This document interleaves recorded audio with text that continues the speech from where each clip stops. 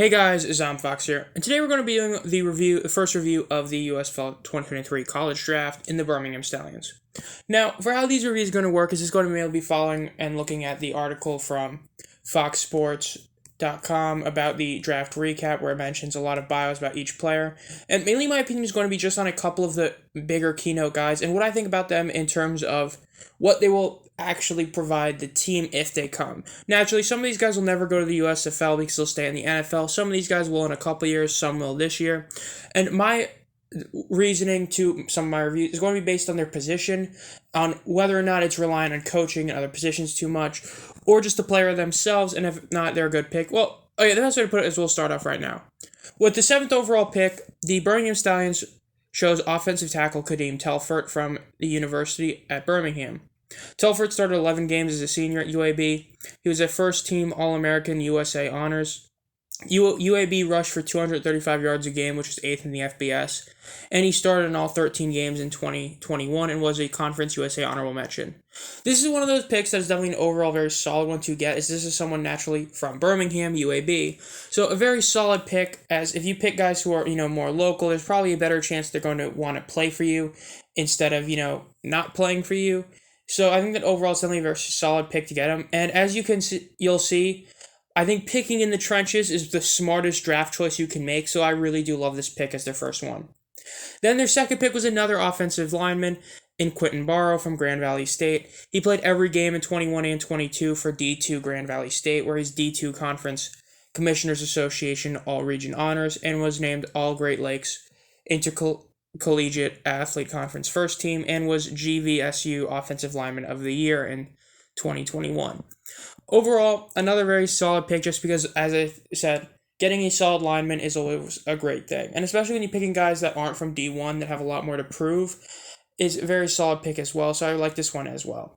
Then we get to the big one, which is one of the more oh my gosh picks of the draft. The Malik Cunningham pick. Malik Cunningham is from Louisville, the same place as Lamar Jackson, and I think it's an easy way to call him, but it is kind of Lamar light, where he's like a Lamar Jackson, a very mobile, solid rushing quarterback that can also throw. It's just naturally a lot of the same questions. Can he consistently throw accurately in a pro level? Can he stay healthy? All that kind of stuff. At Louisville, he ended up passing for almost 8,000 yards while having 60 touchdowns in his career. He had 38 rushing ones, which is only behind Lamar Jackson, and is the only Cardinals quarterback all time to have thrown 9 completions for at least 75 yards. So he has had some, good with the deep ball. Overall, this is definitely one of those picks that I think is a very solid pick as long as there's no coaching change. As long as Holtz is still the guy here, I think this is going to be an overall good pick. It's just when you're looking at quarterbacks, the biggest question is whether or not the coach leaves. Because a lot of the times you'll have a coach who has a quarterback, and then the coach is gone, and the quarterback isn't really wanted by another coach. Now, especially the fact that Malik is definitely going to be going to the NFL for at least a year out, and probably a couple more, is whether or not in about 3 or 4 years can he come to the USFL. Now, there's also a chance he'll come sooner to get better at throwing, is always a possibility that we don't know for sure, since we don't know how this is going to fully work.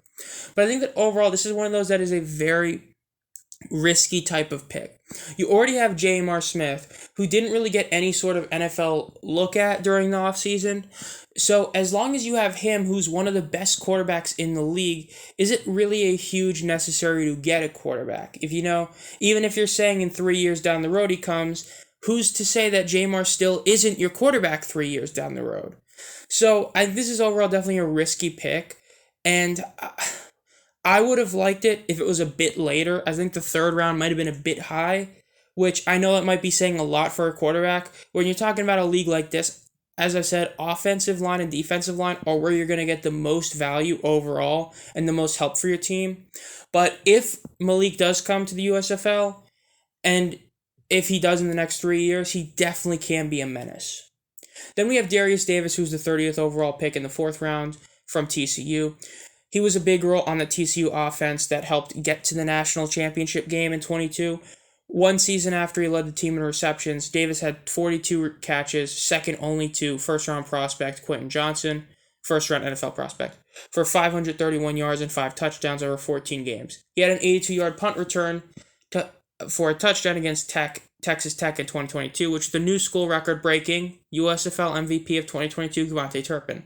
This is definitely someone I think the Generals missed out on. I think it would have been really cool to get him, as naturally, the more you can intrigue guys to come to the USFL as sooner than later if they don't make it to the NFL, would be the Generals getting, someone who went to the same school as Cavante Turpin, who right now is naturally the most famous player in this USFL. So I think this is definitely one that the Generals really missed out on. Is definitely one that might end up hurting them.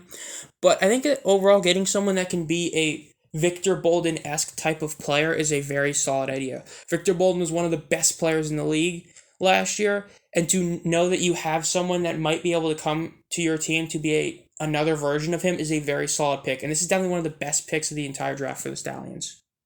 Then we have Zach Vandenberg. Overall, this is a defensive end who's picked 38th overall from Illinois State. He had 100 tackles to lead his team, which had 21 tackles for loss and 14 sacks, with 2 forced fumbles, recovered another, and notched an interception.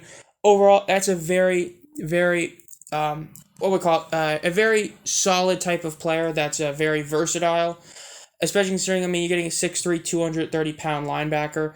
Naturally, or defensive end. So he's not going to be the hugest of guys, but he's proven at Illinois State that he can be someone who can rush your quarterback, and definitely could be someone that would really be helpful to get to your team if they can get him. But, as I said, defensive and offensive linemen are the way to go in these drafts. Very solid pick overall then. Then at 48th, we have another offensive lineman from William & Mary, Colby Sorsdahl. He was a first-team All-American FCS in 2022, starting 13 games at right tackle, and he helped them, William & Mary, rank 3rd nationally in rushing at 265.8 rushing yards per game, and 4th fewest in sacks allowed per game, which naturally helps when you're running the ball a ton. Over his career, he has 46 starts and was a 2-time All-CAA selection. Again, getting offensive linemen is a huge help. We've seen within the first couple weeks of the XFL and some last year that offensive linemen are not easy to get in spring leagues. They're already a pain to get in the NFL, and they're just as much of a pain to get in spring football leagues. So the better ones you can get, the better you are. And naturally, when you're drafting a ton of offensive linemen in these types of drafts, you hope a couple of them come in the next couple of years to help your team out. Very solid pick. Then we have Grant Dubose from Charlotte as the 55th overall pick. He finished Charlotte his career 4th all-time with 1,684 career receiving yards in 2 seasons, and 2nd all-time in career receiving yards a game at 70.2, and tied 3rd all-time with 15 career touchdown catches. He was a 2022 second-team All-Conference USA selection and an honorable mention in 2021. I don't like this pick as much as the Davis pick, I will say, but I think this is, up till this point, this might be one of the weaker ones. There's no offense against Grant Dubose. It's just, I feel like I said, when you're getting receivers, you can get some of them as free agents, and this feels like one of those guys they could have gotten.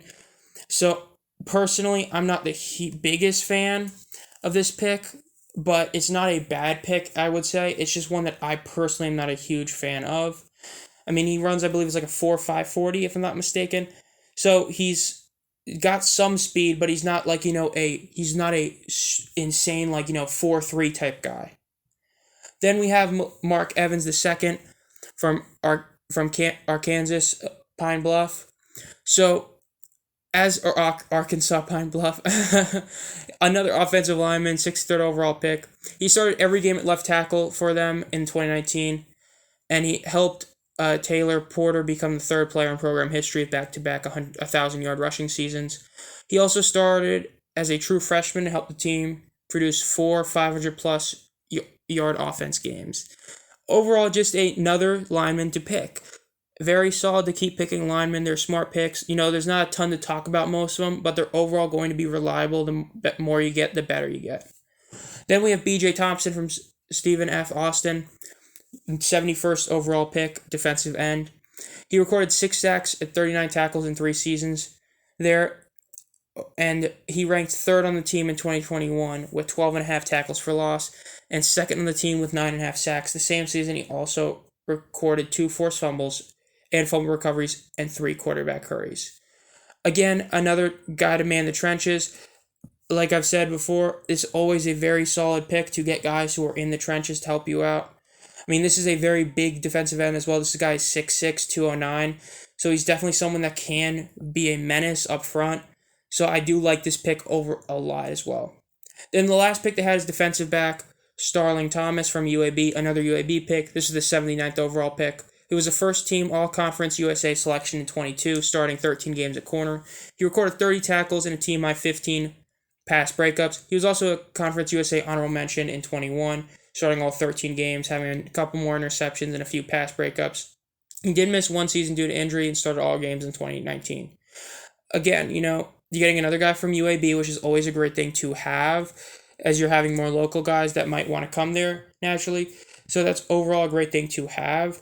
I mean, you're getting a guy who is 6 foot tall, so I mean, kind of average for a guy's size. But the big thing is the fact that he does have a very, very fast 40 as well. This is a guy that legitimately can run a 430 type of run. So you're getting a very solid player in that aspect.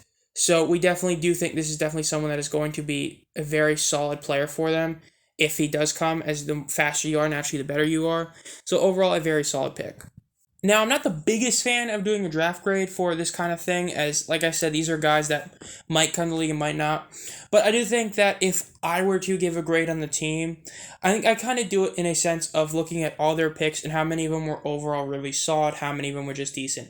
I think that there's a couple picks that were questionable just purely based on when. I think the Malik Cunningham pick might end up being too soon a pick. I think that the Grant Dubose pick isn't a awesome one, but I think overall the rest of their picks were ones I can't complain about. And I think that even though I would in theory take off, like, let's say 2 points for some of those picks, I think the Darius Davis pick is a really solid one, especially this is one I think the Generals really should have gotten. So I mean, naturally this, because of the fact of what it is, it could age poorly, but personally I'd honestly give the Stallions an A- for this whole overall draft. The only reason I won't go any higher is because of the fact that I think that the getting Dubose isn't really a huge help as it would be to get another offensive lineman. I think the Malik Cunningham pick definitely could be a bit too high and bit too risky a move, as especially getting a quarterback like him who's definitely going to be going to an NFL team to try and get better could end up being a bit risky. But I think an A- is definitely an overall fair grade. I just wish that they would have drafted some more linemen, as I'm just, especially with Zeke, I'm not a huge fan of him either, as much as I am some of the other picks. So because of those reasons, I'd give them an A-.